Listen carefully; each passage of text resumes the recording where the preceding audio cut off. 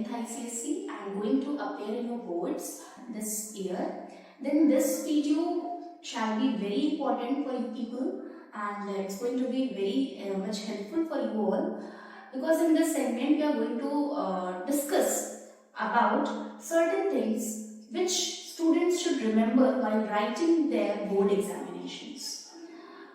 अभी 10th ICSE के exams जो हैं वो 21 फेब से स्टार्ट हैं, और जैसे कि आप सभी लोग अपनी प्रिपरेशन में बिल्कुल लगे होंगे, तो क्या कुछ वो पॉइंट्स हैं जिनको हम अपने एग्जाम्स के जस्ट कुछ 10 से 15 दिन पहले हमें वो रिवाइज कर लेना चाहिए या ध्यान में रखना चाहिए, जिससे हम एग्जाम्स को लिखने के दौरान उन चीज़ों को उसमें इंक्लूड कर सकें और हमारे एग्जाम्स जो हैं वो हम बेहतर तरीके से लिख सकें।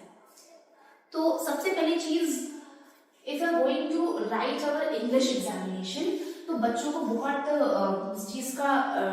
इस चीज़ के लिए बहुत पैनिक होते हैं वो कि इंग्लिश का एग्जाम कैसे लिखें। सबसे पहली चीज़, बच्चों का जो एक मिथ है ना कि हम बहुत ही हाई फाई वोकैब्स जो है वो अगर इंक्लूड करेंगे, बहुत ही टफ वर्ड्स इंक्लूड करेंगे, तो उससे हमको बहुत अच्छे मार्क्स मिलेंगे।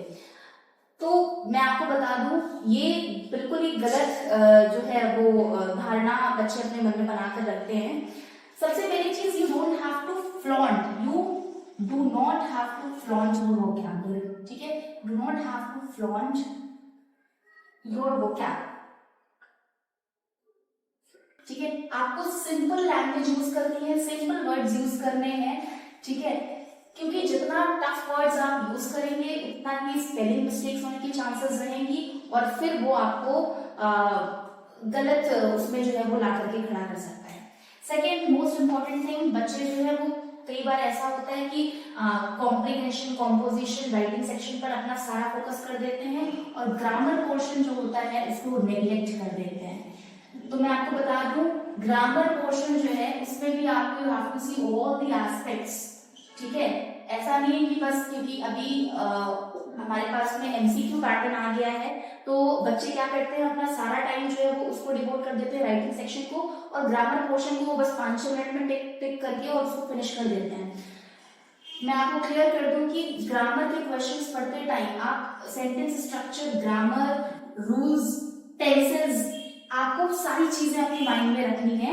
आप अपने आंसर्स टिक करते समय इन चीजों को ध्यान में रख करके प्लीज आंसर्स मांगते हुए। उसके बाद मैं आपको बता दूं, कॉम्पोजिशन सबसे बड़ा जो फियर है बच्चों के मन में कि how to start their composition, ठीक है? तो हमारे पास में 5 ऑप्शंस होते हैं, और मैं आपको बता दूं कि सबसे बड़ा जो इसमें आपका जो आपको अच्छे मार्क्स गेन कराने में हेल्प करेगा वो ये है कि आप इन 5 ऑप्शंस में से अपने चॉइस कैसे सेलेक्ट करते हैं। आपका जो चॉइस सिलेक्शन है ना वो बहुत इंपॉर्टेंट है, क्योंकि पढ़ते वक्त हमको ऐसा लगता है कि 5 के 5 ऑप्शंस, हमारे जो 5 क्वेश्चंस है वो सब हमें फैसिनेटिंग लगते हैं, लेकिन ऐसा नहीं होता है। कई बार ऐसा होता है कि हम पढ़ते वक्त हमें लगता है कि हाँ ठीक है हम सब कर देंगे, फिर बच्चे जब स्टार्ट करते हैं then they fail to write जितना कि आपको लिमिट दी गई है। तो अपनी जो आपकी क्रिएटिविटी है ना वो आप एक टॉपिक में डालिए और उसको प्लॉट करिए। Before writing your composition you have to plot, ठीक है? ये नहीं कि बस एकदम से क्वेश्चन पढ़ा और लिखना शुरू कर दिया। आप अपने पॉइंट्स अरेंज करिए इन अ पर्टिकुलर मैनर, ठीक है? उसको एक क्रॉनिकल वे में आप अरेंज करो कि सबसे पहले आपको इंट्रोडक्शन लिखना है, देन आपको उसको समराइज करना है, आपको उसको एक्सप्लेन करना है, देन कंक्लूजन लिखना है। तो 3 से 4 पैराग्राफ में आप 300 to 350 वर्ड्स कैसे आप लिखेंगे। इसके अलावा मैं इसमें एक और इम्पोर्टेंट पॉइंट जोड़ दूं कि राइटिंग सेक्शन के लिए please do not over right, ठीक है? जितनी वर्ड लिमिट आपको दी गई है, जितनी वर्ड लिमिट दी गई है, आप बस कोशिश करिए कि उससे आप 20 से 30 वर्ड्स एक्स्ट्रा लिख दीजिए, लेकिन इससे ज्यादा आप मत लिखिए। क्योंकि अगर आप किसी क्वेश्चन में, मान लीजिए आपका ऐसे में आप बहुत क्रिएटिविटी डाल दे रहे हैं, अगर आप ऐसे में अपना सारा टाइम जो है वो कंज्यूम करवा ले रहे हैं अननेसेसरीली, तो बहुत ही बट ऑब्वियस सी बात है कि लेटर, ईमेल और नोटिस आपका जो है वो सफर करने वाला है, ठीक है? ये बाकी के सारे पॉइंट्स जो है वो आपके क्वेश्चन सफर करेंगे, ठीक है? तो ओवर राइटिंग से आपको बचना है, जितना लिमिट दी गई है उतना ही लिखिए, ठीक है? कॉम्पोजिशन के लिए मैं आपको बता दूं, सबसे पहला आपका जो होता है वो जो है शॉर्ट स्टोरी जो होती है।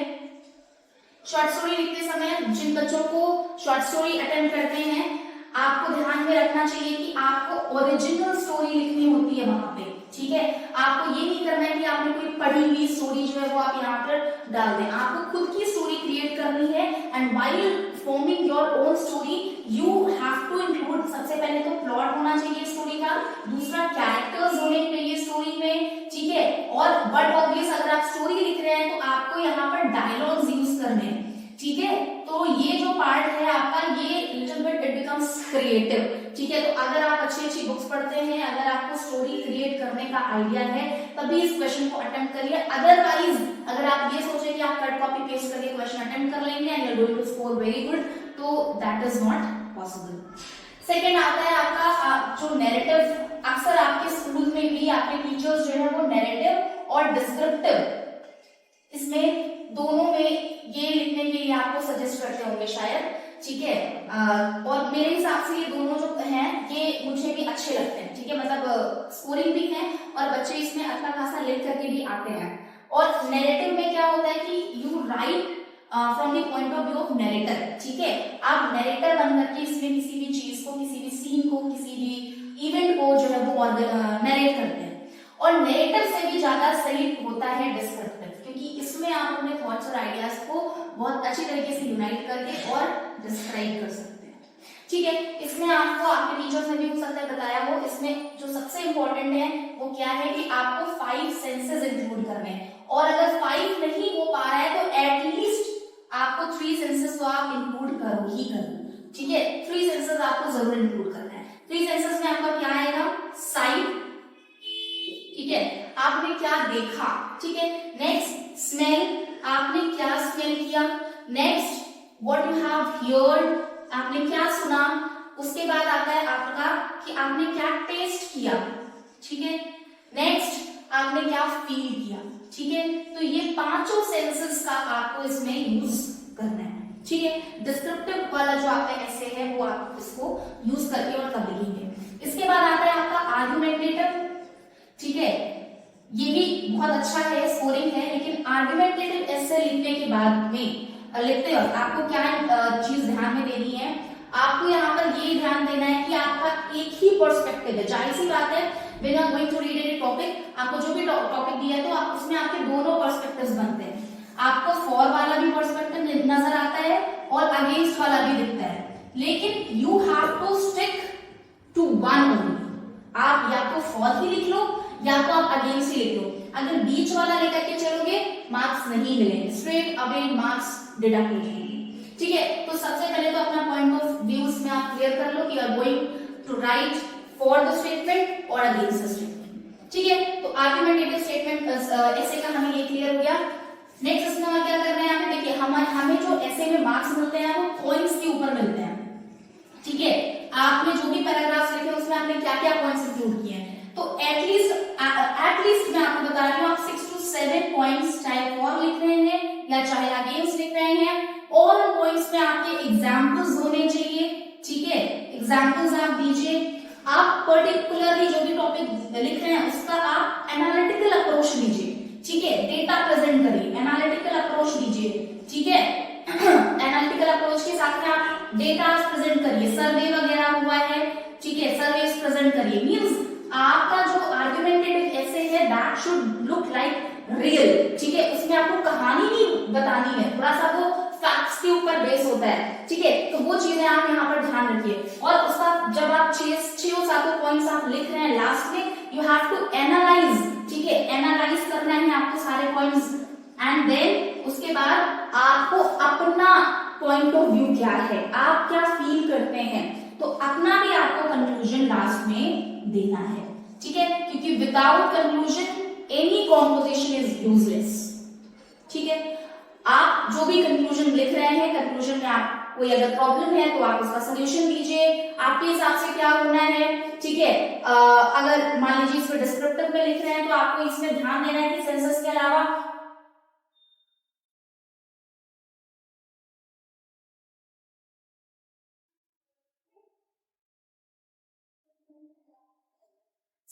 अलावा आपके पास में पॉलिटिकल व्यूज क्या है, ठीक है, उसके उस पर्टिकुलर चीज के रिलीजन के बेसिस पर क्या है, ठीक है, हिस्टोरिकल व्यूज क्या है, उस चीज के, ठीक है, और सोशल व्यूज क्या है, ठीक है, इन चीजों को आप ध्यान में रखते हुए और तब अपना कॉम्पोजिशन प्लॉट करिए और तब उसको लिखना शुरू करिए, ठीक है।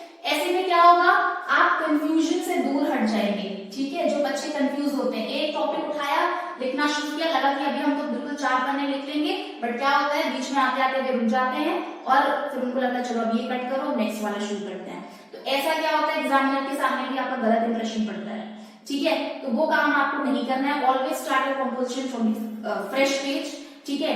एंड आप ट्राई करिए कि आप कुछ कोटेशन से, ठीक है, अपना जो कंपोजिशन है वो कुछ quotation, but that quotation should not be like that कि आप बहुत हाई कोटेशन यूज कर रहे हैं, दैट शुड बी इजी, ठीक है।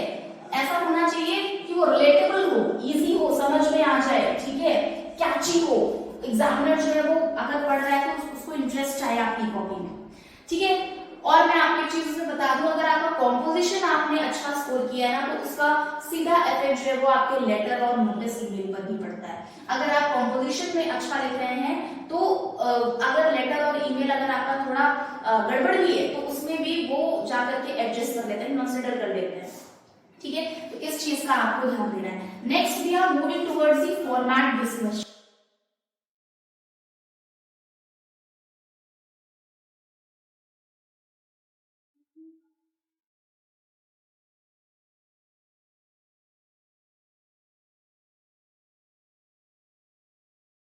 ठीक है, फॉर्मेट बेस्ड क्वेश्चन में वी हैव लेटर हियर, ठीक है।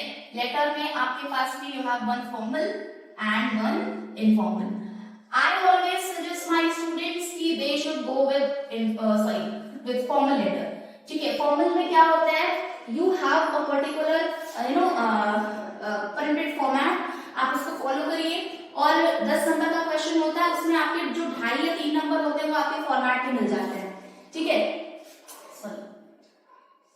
ठीक है, आपको उस फॉर्मेट में मिल जाते हैं। तो अगर आप जो आपका बॉडी ऑफ द लेटर है उसमें आप थोड़ा सा 19-20 भी है, देन ऑल्सो आपका कम से कम इधर से 3-3.5 नंबर आपका पक्का हो जाता है, ठीक है। एंड कोई बहुत ज्यादा ऐसा फ्लावरी लैंग्वेज नहीं लिखना है आपको, ठीक है, क्योंकि फॉर्मल लेटर लिख रहे हैं आप तो आपकी language that should be precise, that should be official, ठीक है। और फॉर्मल लेटर्स की अगर मैं बात करूं तो इसमें जो आपके ज्यादा आते हैं कंप्लेन लेटर्स आते हैं, ठीक है, आपकी इंक्वायरी आती है, एडिटोरियल्स आते हैं, ठीक है, लेटर टू प्रिंसिपल आता है,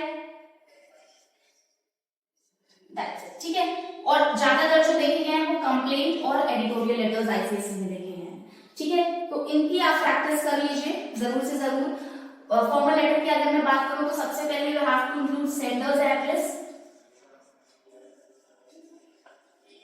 ठीक है। सेंडर एड्रेस जो होता है वो आपका कम से कम 3 लाइंस का होना चाहिए, ठीक। Then you have to leave 1 line, again आपको यहाँ पर क्या लिखना है, you have to mention date, and date का फॉर्मेट कैसा है, आपको DATE डेट वर्ड यहाँ पर मेंशन नहीं करना है। जैसे मान लीजिए आज की डेट है 10th ऑफ Feb, ठीक है, तो आपका जो फॉर्मेट होगा वो ये 10th February, you don't have to write FEB, you have to write full spelling February, ठीक है। फरवरी की स्पेलिंग लर्न कर लीजिएगा, बहुत कंफ्यूजन होती है। And you don't have to write 24, you have to write 2024, ठीक है। ये आपका फॉर्मेट है डेट लिखने का। नेक्स्ट अगेन आप leave 1 line and then you have to write down here receiver's address, ये आपका होगा 4 लाइन का, ठीक है। And remember that one thing, we always used to write letter to the post, तो आप यहाँ पर किसी कंपनी को, किसी ऑर्गेनाइजेशन को नहीं, आप उसके पोस्ट को, किसी पर्टिकुलर पोस्ट को लेटर लिखते हैं। फॉर एग्जांपल अगर आप एडिटोरियल लेटर लिख रहे हैं तो आप एडिटर को लेटर लिख रहे हैं, तो आपको यूज वर्ड है द एडिटर, ठीक है। आप प्रिंसिपल को लिख रहे हैं द प्रिंसिपल, कंप्लेन लेटर आप लिख रहे हैं द मैनेजर, ठीक है, द सुपरवाइजर, इस तरीके से आप अपना लेटर लिखते हैं। And then you have to write the address of that particular organisation और इंस्टीट्यूट एंड देन आपको अपना लेटर शुरू करना है, ठीक है। लेटर में भी आपका जो होगा वो 3 पार्ट होगा। First that should be your introduction, ठीक है, आपका इंट्रो आएगा यहाँ पे। नेक्स्ट में आपके पॉइंट्स आएंगे कि जो भी प्रॉब्लम आपको दी गई है, जो भी आपका टॉपिक दिया गया है, उसके आपको कम से कम यहाँ पे 3 to 4 पॉइंट्स को मतलब मिनिमम आप लिखिए, ठीक है। एंड देन उसका सोल्यूशन दीजिए, ठीक है। लास्ट में क्या सोल्यूशन आपके हिसाब से होना चाहिए, क्या एक्शन लेना चाहिए, ठीक है, इस चीज का जिक्र आप यहाँ पर करेंगे। And after that you have to write salutation that subscription, ठीक है, और वहां पर आप जो सब्सक्रिप्शन लिखने का तरीका होता है, बच्चे अक्सर इसे मिस्टेक करते हैं, you have to use capital Y yours and you don't have to use apostrophe, no this is wrong, ठीक है, ये यूज नहीं करना है, ठीक है, योर्स ट्रूली, ठीक। और ये ट्रूली जो है ना, ये आपका फॉर्मल में भी चलेगा और इनफॉर्मल में भी चलेगा, बट स्पेलिंग लर्न कर लो। बहुत से बच्चे यहाँ पे TRUELY कर देते हैं, डबल LY कर देते हैं, तो प्लीज कंफ्यूजन नहीं क्रिएट करना है, ठीक है। And then you have to write your full name here because this is formal letter, ठीक है। Next moving on towards the informal letter, ठीक है। Informal letter as a people know कि थोड़ा सा इनफॉर्मल टोन आ जाती है, इसमें आप क्या करेंगे, you have to write sender address same, then you have to write date as it is, और सॉरी आपका यहाँ पे ये जो सेंडर्स एड्रेस है ना, ये रिसीवर्स एड्रेस हो जाएगा यहाँ, ठीक है, रिसीवर्स एड्रेस हो जाएगा आपका 3 लाइन में, and then 3 lines, and then you have to leave 1 line and then date, यहाँ पर आपका सेंडर्स एड्रेस नहीं आता, ठीक है। एंड देन डेट लिखने के बाद में आप सीधे जो है वो यहाँ पर लिखिए salutation dear mother father whatever, ठीक है। एंड देन यहाँ से आप शुरू कर सकते हैं इंट्रोडक्शन लाइन, आप आई hope you would be good in health, ऐसा करके आप शुरू कर दीजिए। और हाँ एक चीज और, लेटर नोटिस ईमेल लिखते समय please read your question again and again, stick to the topic, don't write irrelevant things. जो आपको क्वेश्चन में पूछा गया प्लीज उसी को लिखिए, बच्चे कई बार लिखते लिखते जो है वो डिस्ट्रैक्ट हो जाते हैं, अगर आप इररिलेवेंट लिखेंगे तो मैं आपको बता दूं इररिलेवेंट चीजों के लिए बिल्कुल भी स्ट्रेट फॉरवर्ड मार्क्स जो है डिडक्ट हो जाते हैं, कोई नंबर नहीं मिलेगा, ठीक है। लेटर के बाद में आता है हमारे पास में नोटिस, ठीक है, 5 मार्क्स क्वेश्चन है नोटिस और बहुत इजी है, ठीक है। लेटर नोटिस और ईमेल मेरे हिसाब से ऐसे क्वेश्चंस हैं कि बच्चे ना उसमें फुल स्कोर कर सकते हैं, नोटिस और ईमेल में तो वो फुल स्कोर कर ही सकते हैं, लेटर में मैं मान सकती हूँ कि चलो ठीक है 1 मार्क्स अगर कहीं डिडक्ट हो जाता है 2 मार्क्स, बट ईमेल और नोटिस में तो आपको फुल स्कोर करना ही करना है। नोटिस लिखते समय आपको क्या याद रखना है, 2 हेडिंग्स होती हैं, फर्स्ट इज कैची हेडिंग, ठीक है, पहला होता है आपका कैची हेडिंग, मींस ऐसी हेडिंग जैसे मान लीजिए आपको इंटर स्कूल डिबेट है तो वॉर ऑफ वर्ड्स या टग ऑफ वर्ड्स, इस टाइप का आपको कैची हेडिंग लिखनी है। नेक्स्ट आपको क्या लिखना है, name event, name of the event, ठीक है, नेम ऑफ द इवेंट मतलब आपका क्या, मान लीजिए इंटर स्कूल डिबेट कॉम्पिटिशन है तो वो आपका यहाँ पर आएगा। इसके बाद आता है आपका on, from, and remember that यहाँ पर आपकी डैश कोलन सेमीकोलन कुछ नहीं यूज करेंगे, आप इसको सीधे सेंटेंस फॉर्म में लिखेंगे ऑन व्हाटएवर डेट। और एक चीज और बता दूं, आप जिस दिन पेपर दे रहे होगे बैठ के, यहाँ पर जो भी डेट्स मेंशन करोगे, चाहे वो आपका ईमेल हो, लेटर हो या फिर आपका जो है नोटिस हो, आपका जो भी इवेंट हो रहा है एटलीस्ट 10 दिन पहले तो आप नोटिस जो है वो शोकेस करोगे ना करोगे, ठीक है। तो यहाँ पर आप जो भी डेट लिखोगे you have to write 10 days वाली 10 दिन के बाद वाली डेट आप यहाँ पर मेंशन करोगे, ठीक है। तो यहाँ पर जो डेट आपको लिखनी है आप ज्यादा से ज्यादा प्रेफर करिए कि आप यहाँ पर 14, 15 इस तरीके की डेट्स लेकर के चलें, ठीक है। तो ऑन मैं मान लेती हूँ यहाँ पे 15 फरवरी, ठीक है। फ्रॉम, सॉरी, ठीक है, फ्रॉम में क्या आएगा आपका टाइम आएगा, टाइमिंग्स आपको कैसे लिखनी है, टाइमिंग्स आपको प्लीज डोंट राइट 12 o'clock का कोई यहाँ पर वो नहीं है, 12 o'clock मत लिखिए, ठीक है। फ्रॉम में आप लिख सकते हैं 9 A.M. आपको दोनों बार में डॉट्स लगानी है, 2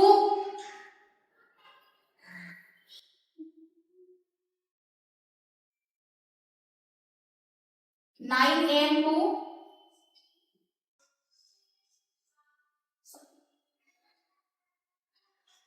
11 AM, ठीक है। एट पहले आपको small venue then big venue, ठीक है। पहले छोटा वेन्यू लिखना है आपको, मान लीजिए एट ऑडिटोरियम, और आपका स्कूल है whatever school, ABC CBSE public school और व्हाटएवर, ठीक है। एंड देन आपका नोटिस का बॉडी आ जाएगी। नोटिस में आपको कुछ भी इधर उधर का इंक्लूड नहीं करना है। अगर आपके क्वेश्चन में क्लास ग्रुप दिया गया है तो आप क्लास ग्रुप वही रखेंगे। अगर क्लास ग्रुप नहीं दिया है तो नोटिस में लिखते समय आपको 2-3 चीजें बॉडी ऑफ नोटिस में इंक्लूड करनी होती है। पहला क्या होता है, वो ये होता है कि you have to mention the class group, ठीक है। कि आप जो नोटिस जो है वो दे रहे हैं, वो जो नोटिस आप ड्राफ्ट कर रहे हैं, वो नोटिस किस किस क्लास के लिए, बिना क्लास के कोई नोटिस आप नहीं डालेंगे, ठीक है। इसके बाद क्या आता है कि जिस भी क्लास के बच्चे जो इंटरेस्टेड हैं जिस भी इवेंट के लिए, वो अपने नेम किसको देंगे, तो एक टीचर का नेम जो है वो यहाँ पर आना होता है। And please don't use any ma'am word here, ठीक है। आपको पूरे इंग्लिश लैंग्वेज के पेपर में आपको कहीं पर मैम वर्ड यूज नहीं करना है। आप सीधे यहाँ पर टीचर का, कोई भी टीचर का नाम जो है वो यूज करिए। और टीचर का नाम लिखते वक्त भी मान लीजिए मैंने बोल दिया मिस्टर रमेश, तो मिस्टर रमेश सर नहीं, नाम नहीं, कुछ भी नहीं, सीधे आप उस टीचर का नाम लिखेंगे, ठीक है। और ऑन और बिफोर, ठीक है, जो लास्ट डेट होगी वो आपको यहाँ पर मेंशन करना है।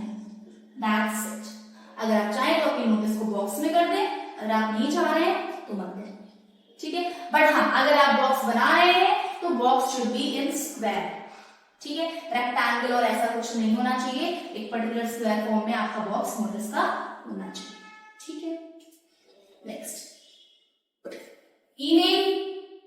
ईमेल जो होता है वो आपका नोटिस से ही रिलेटेड होता है, ठीक है। और बहुत सिंपल है, कुछ भी नहीं करना होता है आपको, बस आप सबसे पहले ईमेल आईडी मेंशन करेंगे। जिसको भी आप लिख रहे हैं ईमेल आईडी मेंशन करेंगे। ईमेल आईडी लिखते समय आपको ध्यान रखना है, आपको टू फ्रॉम कुछ नहीं मेंशन करना है, आपको सीधे ईमेल आईडी मेंशन करना है। And all the letters should be in small letter, all the words should be small, ठीक है। कोई स्पेस नहीं होगी, no space should be there, ठीक है। कोई स्पेस आपको यहाँ पर नहीं डालनी है। और उसके बाद में देन आप डेट नहीं मेंशन करेंगे, सब्जेक्ट लिखेंगे। सब्जेक्ट में आपका सब्जेक्ट वर्ड नहीं आना है, आपको डायरेक्टली यहाँ पर इवेंट का नेम लिख देना है, ठीक है। मान लीजिए आपका इंटर स्कूल डिबेट कॉम्पिटिशन है, उसके लिए आप प्रिंसिपल को इनवाइट कर रहे हैं, देन आपको सिंपली जस्ट राइट है इंटर स्कूल डिबेट कॉम्पिटिशन, ठीक है।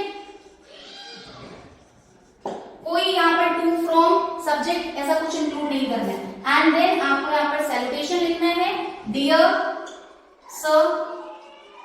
इफ यू डोंट नो कि प्रिंसिपल जो है वो सर है मैडम है, तो आपको सिंपली दोनों लिखना है, ऐसा नहीं कि आप एक लिख दीजिए। And please don't use ma'am, madam लिखना है आपको, ठीक है। And then comma, and then from here you have to start your email, ठीक है। ईमेल जब आप शुरू करेंगे, आपका जो फर्स्ट पैराग्राफ होगा that will be your introduction. Introduction आपका ज्यादा बड़ा नहीं होना चाहिए, जस्ट 2 to 3 लाइन, ठीक है। और उस 2 से 3 लाइन में आप क्या लिखेंगे कि आप क्यों ईमेल लिख रहे हैं, उन्हें इनवाइट करने के लिए लिख रहे हैं, ठीक है। आपका मुद्दा यहाँ पर क्लियर होना चाहिए। नेक्स्ट जो आपका सेकंड पैराग्राफ होगा, और वन मोर थिंग, आपको यहाँ बिल्कुल मॉडल से स्टिक होकर के लिखनी है चीजें, ठीक है। मान लीजिए आपका फर्स्ट जो पैराग्राफ है वो कुछ इस तरीके से चल रहा है और यहाँ खत्म हुआ, आपको सेकंड पैरा यहाँ से नहीं शुरू करना है, you have to just leave one line and then आपको यहाँ से शुरू करना है वापस से। आप कहीं पर भी लाइन जो है स्पेस अगर छोड़ेंगे तो वहां आपके मार्क्स डिडक्ट होंगे, ठीक है। क्योंकि मैं आपको बता दूं आईसीएसई में इंग्लिश की कॉपीज बहुत स्ट्रिक्टली चेक होती हैं, ठीक है। तो फॉर्मेट का आपको ध्यान रखना होगा, ठीक है, अगर आपको अच्छा मार्क्स स्कोर करना है, ठीक है। देन सेकंड पैराग्राफ में आप क्या लिखेंगे, नोटिस में आपने जो ऑन फ्रॉम एट लिखा था ना, वो सारी डिटेल्स, सारी की सारी डिटेल्स आपको यहाँ पर इंक्लूड करनी है, क्योंकि आप किसी को अगर इनवाइट कर रहे हैं तो आप उसको डिटेल तो देंगे ना, ठीक है। टाइमिंग, प्लेस, वेन्यू जो भी है आपका वो यहाँ पर आना चाहिए। थर्ड में you have to write you are looking forward for the positive reply, ठीक है। एंड देन आपको यहाँ पर आपका सब्सक्रिप्शन लिखना है, yours truly, and you have to write your full name, ठीक। ये आपके फॉर्मेट बेस्ड क्वेश्चंस थे। नेक्स्ट अब आता है हमारे पास फंक्शनल ग्रामर, ठीक है। फंक्शनल ग्रामर के पहले हमारे पास कॉम्प्रिहेंशन होता है।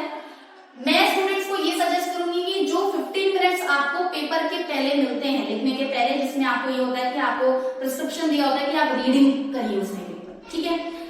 I always used to suggest my students कि उस रीडिंग टाइम में you just solve your comprehension, ठीक है। पेन मत उठाइए, पेंसिल मत उठाइए, but at least go twice through whole para, ठीक है, ताकि आपके वो जो 15 मिनट्स है स्टार्टिंग में उसमें आपका कॉम्प्रिहेंशन आपको समझ में आ जाए, और क्योंकि आपने आप समझ लिया है तो जब आप लिखना शुरू कर रहे हैं तब आप डायरेक्टली उसके क्वेश्चंस में, क्योंकि फर्स्ट जो 3 वर्ड मीनिंग्स होती है उसमें आप जब आप पैराग्राफ रीड करेंगे तो उसमें आपको समझ में आ जाएगा कि उन वर्ड्स की मीनिंग। बहुत टफ नहीं देते हैं, they give very easy words, ठीक है। अगर आप उसको पैराग्राफ आपने समझ लिया है आपने अच्छे से, तो आप उसको रिलेट करके मार्क कर सकते हैं। नेक्स्ट आपके जो क्वेश्चंस होते हैं, आपको डिक्टो वही क्वेश्चंस वही आंसर्स नहीं छाप देना है, थोड़ा आपको अपने वर्ड्स में लिखना है, बट प्लीज 2 नंबर के क्वेश्चंस होते हैं, 3 नंबर के क्वेश्चंस होते हैं, तो आप उस पर्टिकुलर वर्ड लिमिट में लिखिए। लिखते लिखते ये नहीं कि आपको मिल गया आंसर तो आप बहुत सारा लिख दिया, ठीक है। नेक्स्ट जो आपका इंपॉर्टेंट क्वेश्चन होता है दैट इज प्रेसी, ठीक है। प्रेसी लिखने के लिए आपको क्या करना है, you have to just follow कि आपको एक रफ प्रेसी लिखनी है so that you can check, और रफ प्रेसी लिखने के बाद आप प्लीज उसको कट कर दीजिएगा, ठीक है। देन आपको पूरा फॉर्मेट बनाना है, ठीक है। मान लीजिए 50 वर्ड्स हैं तो आपको पता होगा, ठीक है, आप स्क्वायर बना करके इस तरीके से आप उसको डिवाइड करेंगे 1 2 3 4 5 करके, ठीक है, और यहाँ से 10 ब्लॉक्स में इस तरीके से करके 1 2 3 4 5 6 7 8 9 एंड 10, ठीक है। इस तरीके से करके आप अपना प्रेस डिवाइड करेंगे और हर ब्लॉक में एक वर्ड इंसर्ट करेंगे, ठीक है। और प्लीज एग्जैक्ट 50 वर्ड्स या 60 वर्ड्स जो भी दिया गया है क्वेश्चन में आपको वैसा ही लिखना है, सेम, ठीक है। एक्सीड नहीं करना है, कम नहीं लिखना है। लास्ट में आपको क्या करना है, आपको लास्ट में कैलकुलेट करके यहाँ पे मान लीजिए 50 वर्ड दिया है तो 5 into 10 is equals to 50 words यहाँ पर लिखना है, या अगर 60 दिया है तो 60 into 10 is equals to 60 words वहां पर लिख देना, ठीक है। इसके बाद आता है आपका ग्रामर पोर्शन, ठीक है, जो दिखने में तो लगता है कि बहुत इजी है, बस फटाफट टिक कर दो, पर जब मार्क्स मिलते हैं तो लगता है यार पता नहीं कहां पर मार्क्स चले गए। तो उसका एक ही आपके पास में एक सोल्यूशन है कि प्लीज उसका प्रैक्टिस करिए, ठीक है, क्योंकि ग्रामर जो है वो आप कभी किसी पॉइंट पर ये नहीं कह सकते कि आपको पूरी ग्रामर आ गई, ठीक है। तो वो as much as you practice आपका वो पोर्शन जो है वो स्ट्रॉन्ग होता चला जाएगा, ठीक है। सबसे पहला जो क्वेश्चन आता है वो आपका वर्ब का पैसेज रहता है, जो पहला ब्लैंक गिवन रहता है आप उसका टेंस पकड़ने की कोशिश करिए। उसका टेंस आप पकड़ करके अगर आप उस वर्ड को समझ गए कि वो किस टेंस में जा रहा है, फॉर एग्जांपल लुक्ड लिखा है ब्लैंक में, आप समझ गए कि पास्ट में जा रहा है, आपका पूरा पैसेज जो है वो फिर वो पास्ट टेंस में चला जाएगा, ठीक है। तो उस तरीके से आप उसको करने की कोशिश करिए। देन आपको प्रेपोजिशन आते हैं, ठीक है। सबसे पहले तो ये समझ लीजिए कि प्रेपोजिशंस जो होते हैं, कई बच्चे ऐसा भी करते हैं कि उस वर्ड को लिखते हैं तो वहां पर बस राइम जुड़ जाए, प्रेपोजिशन है या नहीं है उससे कोई मतलब नहीं है। तो सबसे पहले तो क्योंकि you have to use prepositions only there, वहां पर लिखा होता है अप्रोप्रिएट वर्ड, वो अप्रोप्रिएट वर्ड का मतलब होता है आपको प्रेपोजिशन इंसर्ट करना है, ठीक है। नेक्स्ट कंजंक्शन वाला जो पार्ट होता है उसमें आपको स्ट्रिक्टली प्रोहिबिटेड है कि आपको एंड बट और सो का यूज नहीं करना है। तो अगर आपको कोई ऐसा ऑप्शन दिया भी हुआ है, बहुत सही लग रहा है, लेकिन फिर भी you don't have to go with that answer, ठीक है, क्योंकि उसका कोई मार्क्स नहीं होता, आपको स्ट्रेट अवे 0 दिया जाएगा, ठीक। उसके बाद ट्रांसफॉर्मेशन में आपके जो क्वेश्चन आते हैं that comes from voice, speech, adverb, जो TO2 एंड TOO2 करके होता है, तो सो दैट करना होता है आपको, डिग्रीज ऑफ कंपैरिजन, ठीक है, एंड पार्ट्स ऑफ स्पीच। इससे ज्यादा इससे बाहर आपका कुछ नहीं आता है। टोटल 8 सेंटेंसेस आते हैं और इसके अलावा कुछ नहीं आता है, ठीक है। तो ये था आपका पूरा पेपर का discussion. Now the most important segment comes here कि ठीक है हमें पेपर आता है, हमें सब समझ लिया, सब आता है, हमें पूरा पैटर्न आता है, बट प्रॉब्लम इंग्लिश के पेपर में ये हो जाती है कि इंग्लिश का पेपर बहुत लेंथी होता है और हम टाइम मैनेजमेंट नहीं कर पाते हैं।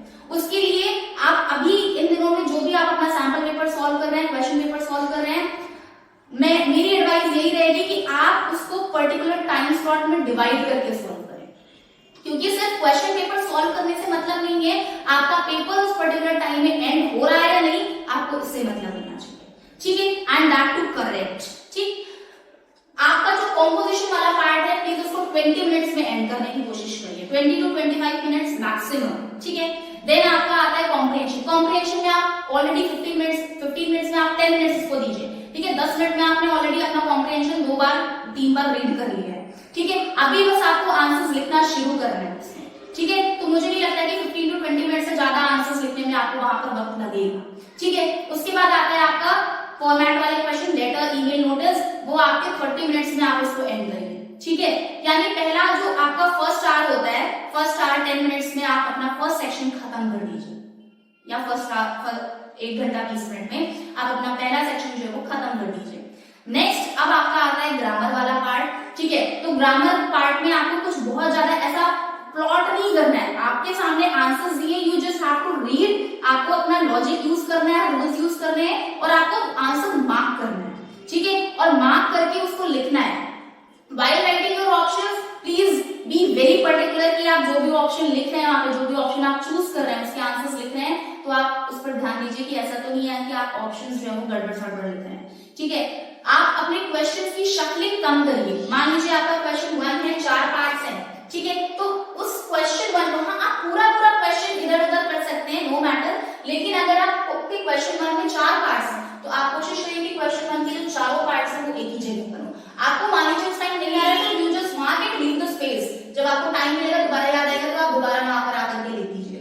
लेकिन ये नहीं करना है कि क्वेश्चन 1 का फर्स्ट यहाँ पर क्या, फिर 2 पेज के बाद आपने क्वेश्चन 1 का सेकंड पार्ट किया, क्योंकि फिर that creates a lot of problem और फिर कई बार एग्जामिनर्स जो है वो मार्किंग करने में कंफ्यूज भी हो जाते हैं, ठीक है।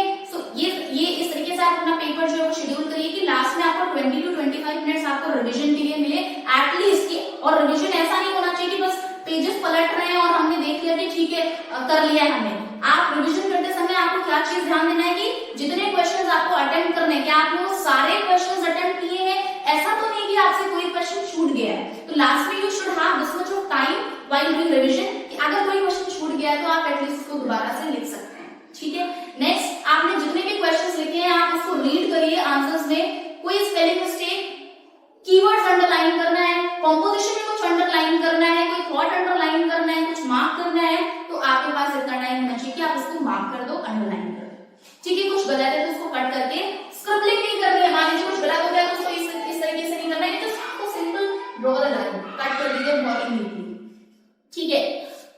एक और बात, बच्चों का क्या होता है कि क्वेश्चन 1 जहां पर खत्म हुआ, अगर आपके पास लाइन खींचने का टाइम नहीं है, जस्ट डोंट डू दैट। ये नहीं कि लाइन खींचने बैठ के 4 क्वेश्चन छूट जाए, आप उस टाइम वहां पर 2 लाइन लीव करके नेक्स्ट क्वेश्चन शुरू कर दीजिए, सो दैट अगर लास्ट में आपको टाइम मिलता है आप मार्क कर दीजिए, लाइनिंग कर दीजिएगा। नहीं मिल रहा है तो आपने पार्टीशन तो छोड़ ही दिया है, अच्छा खासा आपका पार्टीशन हो गया 2 क्वेश्चन के बीच में। Your question paper should have a good presentation, ठीक है, क्योंकि होता है ना कि जैसा आप दिखेगा वो आपका, क्योंकि एग्जामिनर और आपके बीच में इनडायरेक्ट कनेक्शन आपका पेपर ही क्रिएट करेगा, वो कुछ भी आपको नहीं जानता है और आपसे नहीं जानते, जो भी कनेक्शन जो क्रिएट हो रहा है वो बस आपके आंसर कॉपी के थ्रू ही हो रहा है। तो अगर वो कनेक्शन आपका नीट एंड क्लीन है तो ऑब्वियसली उसका इंप्रेशन आपके आंसर्स पर और उसके मार्किंग पर जरूर पड़ेगा।